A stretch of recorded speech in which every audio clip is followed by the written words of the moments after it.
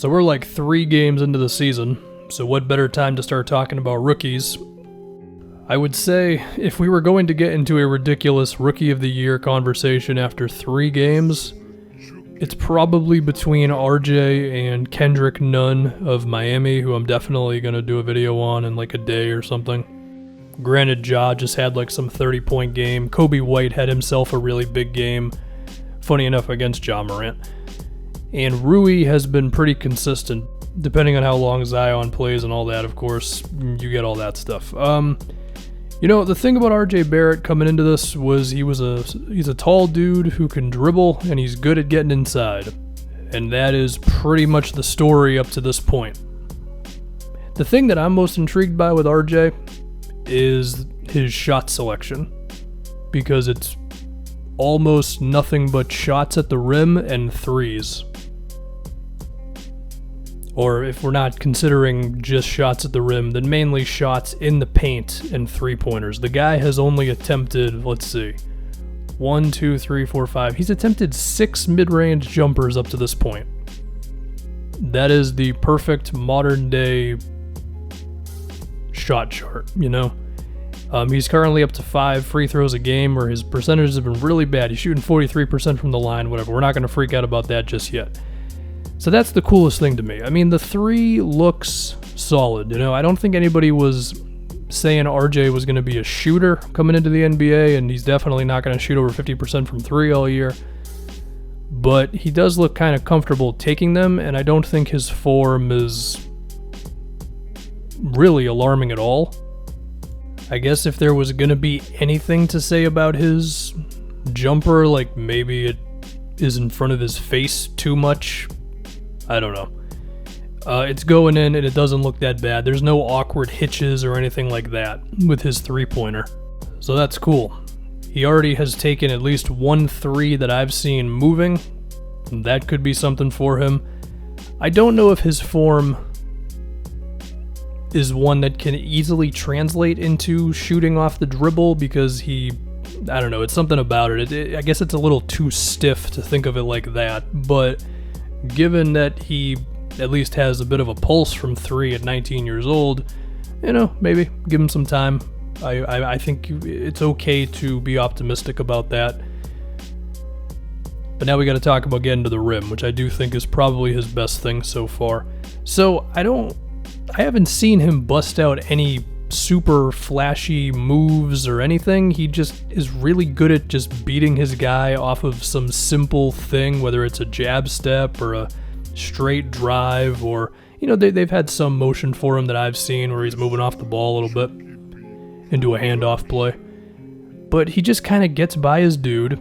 He is stronger than he looks, I guess. I mean, he's 6'7", and he's listed at 203, but I wouldn't be shocked if he was closer to like 210, because it seems like dudes kind of bounce off of him a little bit.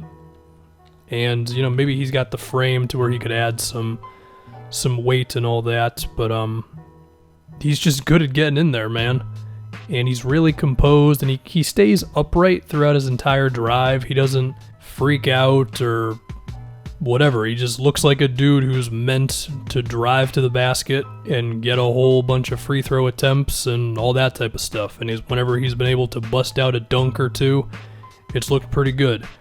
In transition, RJ has been pretty damn all right. And that's with him kind of being like the one scary dude in transition. I mean, Julius has a bit of that as well. But, you know, if the Knicks can get themselves multiple ball handlers at some point, and then you've got like RJ and some other dude coming down in transition, that could be a hell of a fast break, because RJ can do both well. You know, he can bring it up himself. He can play the wing on fast breaks pretty well. So that's all that. The scoring it's definitely there, no doubt. I think he projects to be a pretty good defensive player, 6'7", and I guess weren't there questions about his motor or something? But up to this point, I mean, it seems like he's come ready to play. Speaking of defense, he's got a 6'10" wingspan, so that would suggest he could be a good defender who can switch across a few positions as well. I guess we could talk about the playmaking now, which I guess if you want to nitpick could be the one quote-unquote weakness right now. I mean, The dude has he's played like a lot of minutes. He's like up to 36 minutes a game in 3 games, and he's got more turnovers than assists. So, that's a little bit of a thing. And okay, I mean, if you're going to have a rookie with a usage rate of 25%, according to Basketball Reference, after 3 games, you've got to expect turnovers. It's just, to expect him to not turn the ball over a few times would be kind of ridiculous, no matter how good you are this early, right? So I'm not going to freak out about those, but that was something that was talked about a bit, where it's like RJ can pass, but it's a matter of how willing is he to do it. Now, in the times that I've seen him operate in the pick and roll, it's been like good enough to where I think he can get there. I mean, I could mention the handle one more time. I mean, the guy just, in some ways, he looks like a really tall point guard.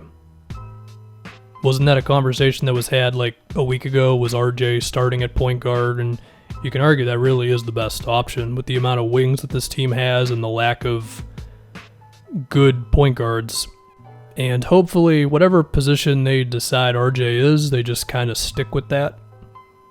Because while I do think RJ will be better than Tyreek Evans, you could argue that is kind of what happened to Tyreek, where rookie season he's got the ball all the time, and then second season he's like a 2, third season he's a 3, and it's like, what the hell do you guys want me to do, So hopefully the Knicks don't do that with RJ. I mean, I don't want to get ahead of myself. Screw it, I'm going to get ahead of myself, okay? The chances of RJ Barrett being a modern-day Penny Hardaway are higher than 0%, okay? Not saying it's likely, not even predicting it, but I'm saying the chances of it happening are within the realm of possibility.